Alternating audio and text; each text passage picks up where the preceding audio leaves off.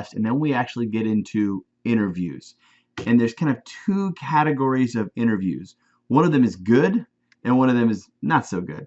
As you can imagine, the good, the valid way, the respected way, the legal way to do interviews is a little bit more difficult and a little more inconvenient than the easy way, which is less valid. So we have structured interviews. Most of us have experienced this and will continue to do so.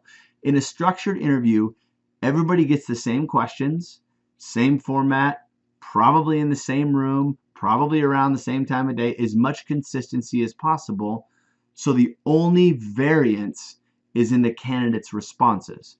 Because really, when you're going to evaluate a candidate, if it's 9 o'clock in the morning right after coffee and you're pumped and ready to go for the day, you're going to evaluate them differently than if it's 5:30 at night and you're exhausted and you just want to go home. So as much consistency about the context, the order of the questions, who reads the questions, stuff like that, we like that to be as consistent as possible. And that ensures that you're actually just evaluating what the candidates themselves said.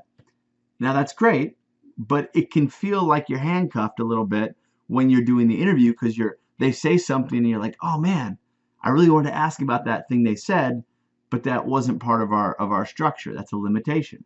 And best not to break it, because if you ask this person this extra question, how do you know what the last person would have said? Maybe they had an even better response or a better story or a cool experience that you didn't ask about. So you try to like as much consistency there as possible.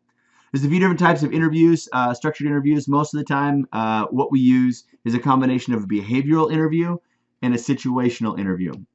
A situational interview is like you think about the job that they're going to be doing, and you say, let's think about some common situations that come up on this job, and let's ask them, hey, what would you do in a situation like this? As you can imagine, those questions are not great, because if you ask me, like, what would I do in a situation, I can almost always give you the right answer. That doesn't mean I'm actually going to do it, right? A behavioral interview asks about how you've performed, certain types of tasks or whatever in the past. That's what you did, what the candidate actually did. The reason that a behavioral interview is necessary is because we know that on average, the best predictor of future behavior is past behavior. It doesn't mean that people can't change. It just means that people usually don't change, right? We can tell what they're going to do by what they've done. So what we do is we combine these. We try to think of situations that are on the job, make them as general as possible, and then transition that to a behavioral interview. So if I'm working on a team, if I'm hiring for a job and the job is working on some kind of a team, right? One of my behavioral interview questions might be, can you tell me about a time when you worked on a team and it went well? Or can you tell me about a time when you worked on a team and it was a dysfunctional team? Because that happens, right? So you see, I'm trying to combine the two. Ask the question that's as closely related to the job as possible, but in a way it's general enough to where pretty much every candidate could respond to it. We combine those, and it allows us to compare everybody kind of equally on those questions. How many questions? I don't know. It depends on the nature of the interview. Usually after about an hour, people are pretty spent. And I found that depending on, like, at least in professional interviews that I do, there are 8 questions maybe, somewhere between 6 and 10 questions. And you'll be able to read the room and tell right away. But if you start with 10 questions to the first interviewer and you're like, man, that took an hour and a half. Well, guess what? All of your interviews are going to be an hour and a half because you can't back off at that point and change the questions. So it's super important to agree on the front end what you will and you won't ask. Unstructured interview, I don't want to talk about it because I don't want you to think it's a good idea. It's not valid. It's not defendable. And if you are being hired at a company and you go through that process and you're there and you have credibility with the leadership team, maybe tell them, hey, you need to tweak your interview procedure. I had HRM 381, so I know how to do it. Yes. Who conducts the interviews? Individual managers, hiring managers, HR people often do the front end to kind of screen out people who aren't going to fit.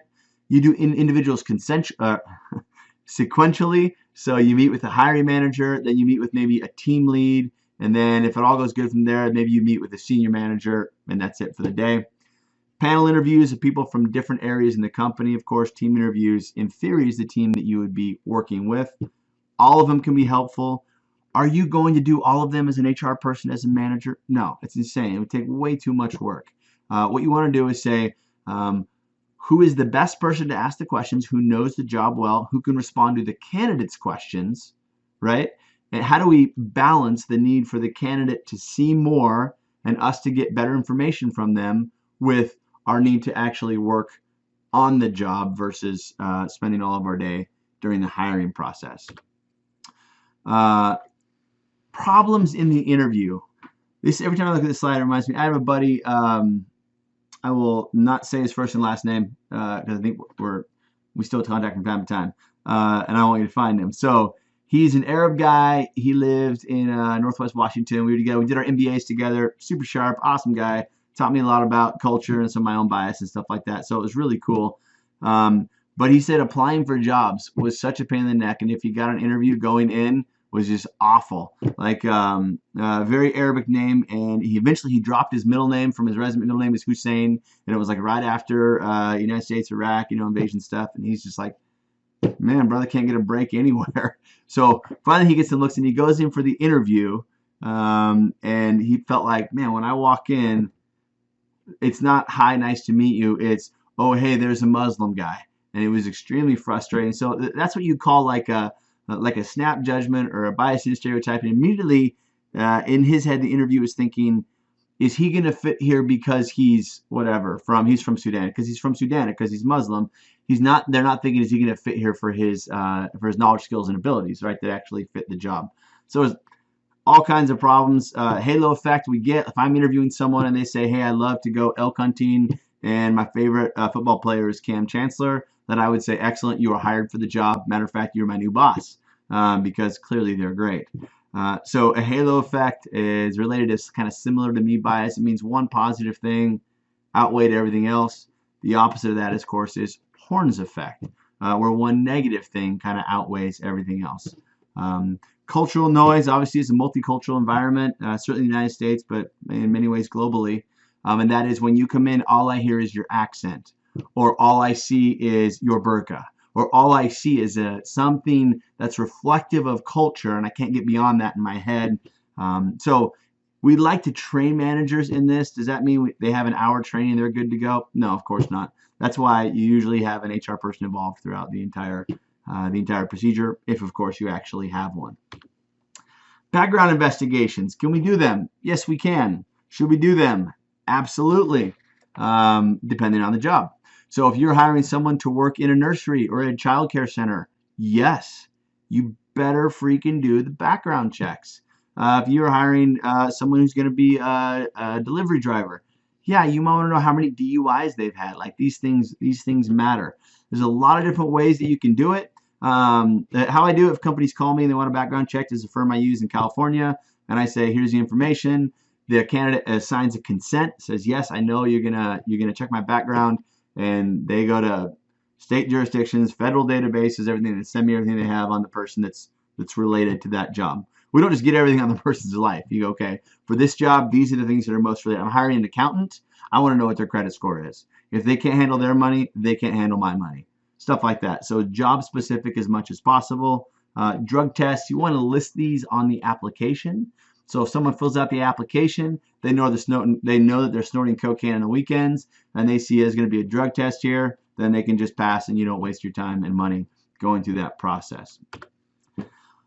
Two big reasons that we do background investigations. Number one, negligent hiring. You guys remember the civil rights laws in 1964 I talked about? It's really scary because it carries what's called punitive damages, meaning punishment. If you discriminate, you're not just going to get sued for back pay and reinstatement. You're going to get sued, and there'll be punishment involved, sometimes into the millions of dollars. Not always, not often actually, but sometimes. So negligent hiring is basically when you hired someone that you shouldn't have. You knew, or in most cases, should have known not to hire that person, and you did. The person with 3 DUIs, UPS hires them, and they're drunk driving a UPS truck and they kill a family. That's coming back on UPS, A, morally, ethically, and that HR person and manager is going to have to sleep at night knowing that a family is dead because of their employee. And B, it's coming back on UPS in terms of a lawsuit because they knew or should have known this driver had a history of DUIs. So that's negligent hiring. It's one of the reasons we do background checks, especially in jobs that carry risk. Negligent retention, this is when you didn't fire somebody that you should have fired. So here's an example. Someone's doing meth on the weekends, they drive a forklift, they come to work, they hurt somebody. You send them home, we do an investigation, it was an accident, you bring them back to work, and you never drug test them. On their first day back, they run over somebody at the forklift and kill them. That's negligent retention. You knew or should have known. You should have drug tested. You should have checked criminal background. You knew or should have known the person shouldn't be working there. Two things that freak us out, both in terms of protection of our employees and their families, but also in terms, of course, of lawsuits coming back at us. That's why we want to select well and do our homework on background investigations, including reference calls. Sign release, we got the, yeah, we said both of those. Excellent. Yes, we said both of those too. Hey, glad I was on it today. Okay. Medical examinations and inquiries, just put it on the application. One of the first things the employee should know if they're filling out an application or submitting their resume is that any offer of employment will be conditional on a fill in the blank. What is it? It's conditional on a drug test, conditional on a evaluation of some kind, whatever it is. If you test somebody for illegal drugs, and I use the word illegal in quotes because we do live in Washington here, some mix-ups between Washington and Washington, D.C. But if you test someone for illegal drugs and they test positive and they go, no, I promise it was poppy seed muffins, it was the medication I'm on, it was, you know, whatever, we can let them test again. The policy that I recommend, there's no hard and fast rule. If someone fails a drug test and we have a zero tolerance policy, okay, I'll go, okay, I'll pay for one more. If they were my top candidate, I'll pay for one more. If they fail that one, I'll be like, no, it's on you. Now I'm going to need to see 3 drug tests once a month over the next 3 months that are all clean before I'd consider hiring you. Failed twice. Your analysis are about 95% accurate. Are there some ways to have drugs in your system and pass those tests? Of course there are. Are there ways to test out those ways? Of course there are. So when you go to a lab, it costs you about an extra $5. You just say, for these urinalysis, I want to pay the extra money for an adulterants or a dilution test. And that sniffs out about, I don't know, 90% or more of the ways that people get around it. This is a fun area. We might do some work on this later in the quarter because in Washington, it's recreational cannabis is legal. So someone's like, I was smoking weed on Saturday, no big deal, showed up for work on Monday, and my business, usually if there's any kind of safety issues, they'll have a zero tolerance drug policy, and it'll be enforced in random drug tests, and I would argue as they should because people's lives and well-being are at stake. And someone says, hey, I was smoking weed on Saturday and I went in on Monday and there was an accident, so they drug tested everyone that was around the accident, and so they fired me. That's legal. I wasn't on work time. I was home. It's legal in Washington State, etc., etc. I feel it's a legislative challenge. I mean, I feel for that person. Like, yeah, I get it. You're kind of operating within the bounds of the law, but from an organizational risk assessment perspective, and I'm pretty conservative about risk to the company, especially when it involves, I got 4 little kids, right? It involves families getting hurt, getting affected that way. And if someone says there's no way that the smoking weed on Saturday affected me having an accident on the forklift on Monday, my response back to them is, I don't give a crap. There was THC in your body, in your system, and your assessment on whether it did or didn't affect you is irrelevant because that family knows you have a zero tolerance drug policy. That person had THC in their system and there was an accident. They don't care if you were high or not. The guy that's laying in the hospital doesn't care if you were high or not. It was there. So because of that, you've put the company at risk. So it really is, I mean, it's an ethical challenge. It's a legal challenge. Hopefully they'll get it worked out someday, whatever it's going to be. But I do get the question a lot. In Washington State, can an employer fire you if you test positive for THC, which is right, the active ingredient in marijuana? And the answer, of course, is yes. They can do that. What if I have a green card? What if it's for medical? It still doesn't matter. There's certain accommodations you might make. I'm imagining, I'm guessing here, I don't know, if someone asked me this question as a consultant, hey, we have a university in Central Washington, and there's a psychology professor. We have a zero tolerance policy. The psychology professor who has glaucoma, and they smoke marijuana or use some kind of tincture, whatever, THC, to deal with that pain. I would, in my head, I'd be like, that's a reasonable accommodation, right? If we can ensure things like driving to work, are they in walking distance, other safety stuff. But for in the classroom, in my head anyway, that's probably fine. If someone is a pilot and they say, I have a green card, medical use of marijuana, I don't give a crap. You're flying a plane 30,000 feet in the air at 500 miles an hour. I don't care how many medical cards you have. There's too much at stake there. So we balance risk with right to privacy often.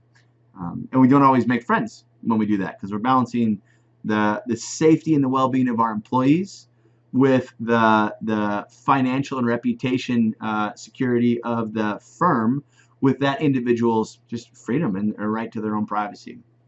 So stuff of fun. It makes the job awesome. You get to do all kinds of stuff. All right, so you finally found the person. Okay, you did your personality tests, and you got your selection predictors, and you went through your interviews, and you got down to that one person, and they passed the drug test. You got great references, and the background checks were all clean. Sweet, you ready to make your move as a company. Don't do things over email and text, because you want to make sure there's clarity in communication. Matter of fact, side note, the rest of your life, if it's important, don't do it over text or email. You can thank me for that later, maybe. When you make the job offer, give it over the telephone. That's usually best, because when you call them in face to face, it can even be some awkward pressure, but phone is what's normal. A formalized letter outlining whatever you said in the telephone call is then sent to the applicant. Usually it's a PDF scanned. You send them over email. You can do a hard copy if you want, but you don't have to. Your offer document. So what the candidate sees when you say, hey, we want to offer this per hour, or your annual salary, and see benefits package attached, and this many days off, and under this offer is contingent under these conditions, etc. You want it to be reviewed by some kind of legal counsel or somebody who knows what they're talking about, and that's to avoid creating a written contract. Like, we're going to give you this. You have all kinds of fine print in there. It's like the iPhone's user agreement, right? This isn't a guarantee of employment. It's employment at will and contingent on these tests and probationary periods and all that stuff in there, so you don't end up creating a contract and you shoot yourself in the foot. Okay, last slide. Make the job offer. What you want back from them is a signed acceptance letter for that offer, and then you file it. You got it. And as soon as they start work, 72 hours, document they are who they say they are, and work authorization in the United States. Then begin onboarding. All the required trainings, which we'll get to, safety trainings, which we'll get to, job orientation, which we'll get to. Everything begins. This is when the fun begins at that point. So that's chapter 7. That'll do it.